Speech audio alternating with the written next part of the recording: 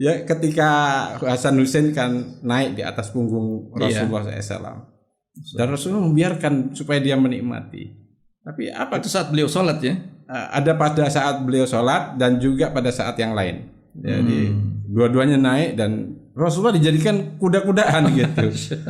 Tapi menariknya komentar Rasulullah SAW ini artinya mengajari kita bagaimana kita berkomunikasi.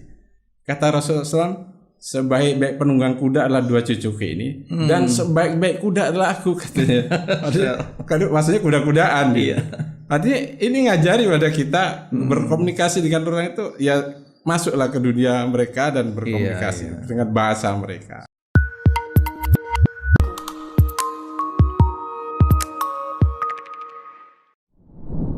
Assalamualaikum warahmatullahi wabarakatuh. Waalaikumsalam warahmatullahi wabarakatuh. Alhamdulillahirabbil alamin, wassalatu wassalamu ala asyrafil anbiya'i wal mursalin, sayyidina wa habibina wa syafi'ina wa maulana Muhammadin wa ala alihi wa sahbihi ajma'in. Amma ba'du. Apa kabar sahabat-sahabat sekalian? Mudah-mudahan senantiasa Allah berikan kesehatan ya pada kita semuanya, dan di tengah wabah COVID-19 ini tetap kita harus berjaga-jaga dengan menerapkan protokol COVID-19 sehingga bagian dari ikhtiar basyariah kita untuk tetap sehat sehingga bisa beraktivitas untuk kehidupan kita. Sahabat sekalian, alhamdulillah setelah hadir di tengah-tengah kita di studio ini Kiai Haji Aun Rafiq Saleh Tamhid LCMA, yang nanti kita akan berbincang dengan beliau untuk mengkaji mental pemenang ya. Kita harus menjadi pemenang, seorang mukmin harus jadi pemenang. Sebelum itu kita akan terlebih dahulu perdengarkan ya, dalam kesempatan yang baik ini saya akan bacakan Quran surah At-Tolak ya, dari ayat yang ke-7.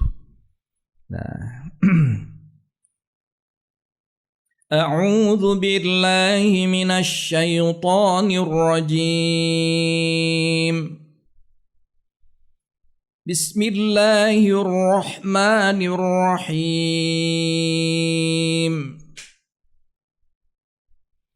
Liyunfiq dzu sa'atin min sa'atihi wa man qudira 'alaihi rizquhu falyunfiq mimma ataahu Allah. La yukallifu Allahu nafsan illa ma ataaha. Sayaj'alu Allahu ba'da usri yusra. Wa ka'ayyin min qaryatin 'atat 'an amri rabbiha wa rusulihi fahasabnaha hisaban shadida. فحاسبناها حسابا شديدا وعذبناها عذابا نكرا فذاقت وبال أمرها وكان عاقبة أمرها خسرا. أعد الله لهم عذابا شديدا فاتقوا الله يا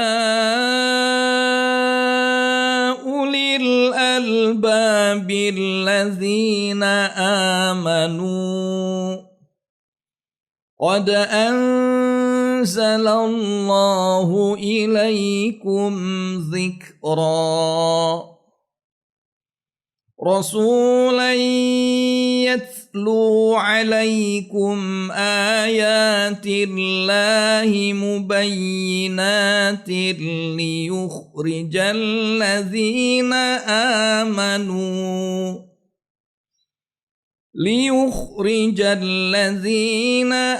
آمنوا وعملوا الصالحات الصالحات من الظلمات إلى النور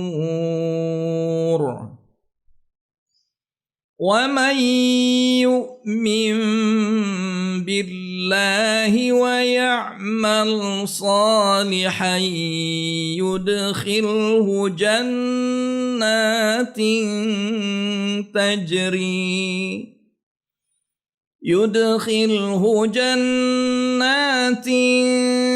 تجري من تحتها الأنهار خالدين فيها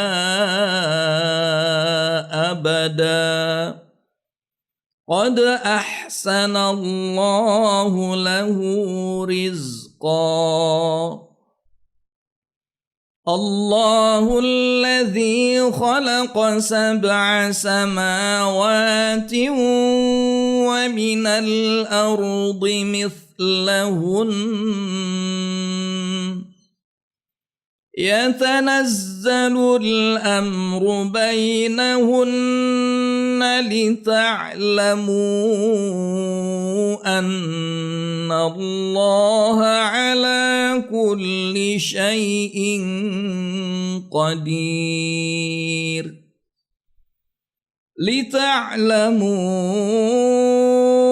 أن الله على كل شيء قدير وأن الله قد أحاط بكل شيء علما صدق الله العظيم.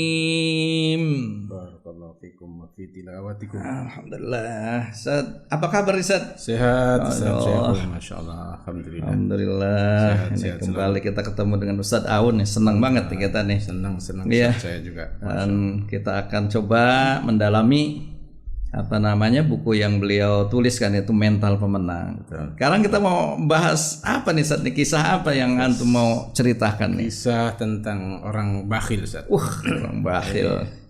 Kisah ini inspiratif, banyak pelajarannya. Iya. Dikisahkan ada seorang bakhil yang terperosok dalam satu lubang galian. Tidak terlalu dalam sebetulnya.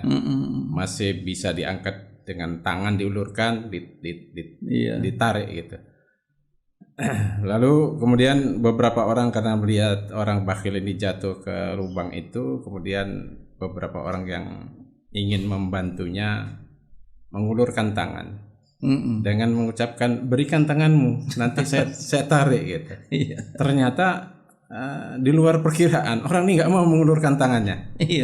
Sampai berkali-kali, ulurkan tanganmu, berikan tanganmu gitu, nanti saya tarik gitu. Tapi nggak mau. Akhirnya bingung juga, dan kemudian datang salah seorang kerabatnya. Ini ada apa ini? Oh, ini ternyata saudara saya yang jatuh. Ya, kenapa kok nggak mau dia ditarik? Ya, dari tadi mau saya tarik nggak mau, diapain ini? Oh, gampang katanya. Rupanya orang ini karena keluarganya kenal karakternya karena ini orang bakhil. Hanya dirubah bahasanya. Ya, dirubah bahasanya, ambil tangan ini dan nanti saya tarik. Dan ternyata mau dia diambil.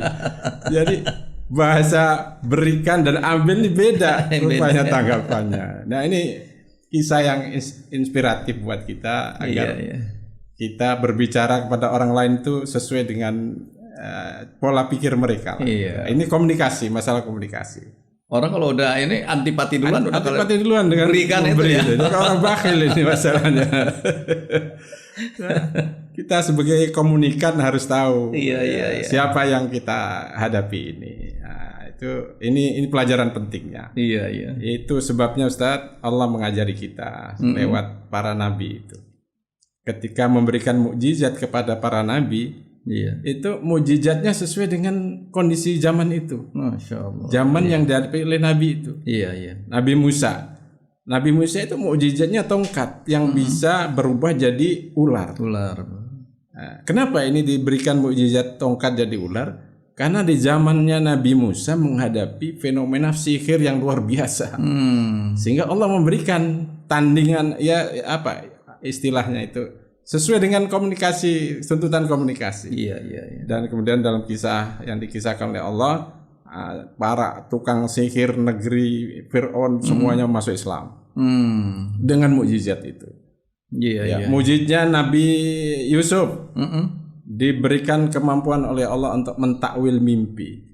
Karena fenomena takwil mimpi itu menyebar di masyarakat itu, walaupun sama-sama di Mesir, tapi beda waktunya. Nah, begitu juga Nabi kita Muhammad SAW, karena beliau Nabi terakhir akhir zaman, maka diberi mukjizatnya Al-Quran.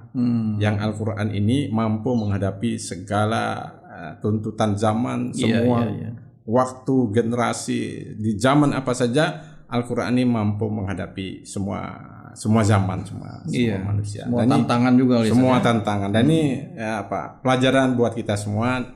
Dalam berkomunikasi dengan orang lain tuh ya gunakanlah ya bahasa mereka. Iya. Bahkan dalam prakteknya Ustadz, kita lihat Rasulullah SAW itu dalam berkomunikasi dengan anak, dengan cucunya ya Hasan dan Husain tuh. Itu beliau masuk di dunia anak gitu. Oh gitu ya. Bukan anaknya dipaksa masuk ke dunia kita, nanti nggak nyambung. Ya ketika Hasan Husain kan naik di atas punggung Rasulullah SAW. Dan Rasulullah membiarkan supaya dia menikmati. Tapi apa itu saat beliau sholat ya? Ada pada saat beliau sholat dan juga pada saat yang lain. Jadi dua-duanya naik dan Rasulullah dijadikan kuda-kudaan gitu. Tapi menariknya komentar Rasulullah SAW ini, artinya mengajari kita bagaimana kita berkomunikasi. Kata Rasulullah SAW, sebaik-baik penunggang kuda adalah dua cucuku ini, dan sebaik-baik kuda adalah aku, katanya. Maksudnya kuda-kudaan. Artinya ini ngajari pada kita berkomunikasi dengan orang itu, ya masuklah ke dunia mereka dan berkomunikasi dengan bahasa mereka. Sampai rasa nyaman dan kemudian bisa menyelesaikan masalahnya. Ada saya pernah baca juga cerita ada seseorang yang diberi tugas untuk berdakwah di kalangan para pecinta pecinta anjing. Jadi ini ada komunitas pecinta anjing gitu ya. Kamu kasih tugas kamu dakwah itu mereka. Nah, sebelum dia berdakwah, dia belajar dulu ilmu tentang peranjingan. Jenis anjing ini sejarahnya dari mana apa saja. Dia hafal semuanya. Baru kemudian komunikasi dengan mereka. Bicara tentang jenis anjing. Oh ini anjing kamu ini berarti sejarahnya dari negeri ini, dari ini. Sampai mereka kagum gitu. Dan jadi rujukan gitu. Jadi referensi tentang anjing. Kalau mereka mau beli anjing, ya tanya ke dai ini. Setelah jadi referensi baru pelan-pelan dia menyampaikan ajaran Islam. Sama kita seperti ada juga ustadz yang dakwah di kalangan komunitas motor gede. Kalau mau komunikasi dengan mereka harus bisa bawa motor itu. Gitu. Jadi ini kan komunikasi, media komunikasi. Ini luar biasa. Kisah ini memberikan inspirasi kepada kita. Cara itu sekali lagi penting. Makanya Allah juga menyebutkan dalam salah satu ayatnya walikullin ja'alna minkum syir'atan wa minhaja. Jadi ada aturannya tapi juga minhajnya, cara melakukan aturan itu juga diberikan oleh Allah, ditekankan gitu di ayat ini. Maka jangan abaikan cara. Dan itu penting ya, cara komunikasi itu sangat penting supaya kita komunikatif dan bisa diterima. Saya kira itu sangat inspiratif ya, bagaimana kita ketika mengajak orang, berkomunikasi dengan orang, bukan asal kita dengan bahasa-bahasa yang hebat, tapi gak dipahami ya. Orang bakhil tadi itu. Dia udah alergi dengan berikan, tapi dia sukanya ngambil. Pantas kemudian khotibun nas ala qadri uqulihim, sesuai dengan akalnya ya. Bilughatihim ya. Insyaallah. Saya kira itu sahabat sekalian ya, kita banyak dapat pelajaran ketika kita ingin menyelesaikan masalah yang terjadi di sekitar kita. Kadang-kadang kita harus paham nih dengan bahasa apa kita harus sampaikan. Kalau tadi orang kita yang diangkat dengan menyatakan berikan, nggak bakal berikan itu. Karena orang pelit nih. Tapi kalau dengan bahasa ambil, dia akan ambil ini. Biasa ngambil. Nah, maka dari itulah ini kita ketika menghadapi masalah, coba terus apa kira-kira yang diinginkan Betul. oleh bahasa kaum. Yang penting tadi tujuan kita tercapai, mampu mengangkat orang itu dari belenggu tadi kubangan ya. Betul. Ya, mudah-mudahan dengan inspirasi yang diberikan oleh Ustaz Aun Rafiq Saleh Tamhid ini akan bisa memberikan pencerahan pada kita dan membuat kita bisa banyak berhubungan dengan masyarakat kita, memecahkan persoalan-persoalan mereka. Jazakumullah khairan Ustaz. Barakallahu fikum, Sudah memberikan inspirasinya pada kita, dan saya kira itulah pertemuan kita dalam kesempatan kali ini. Saya mohon maaf jika ada hal yang kurang berkenan, dan as'alu taufiq ila aqwamit thoriq. Assalamualaikum warahmatullahi wabarakatuh. Waalaikumsalam warahmatullahi wabarakatuh. Alhamdulillah.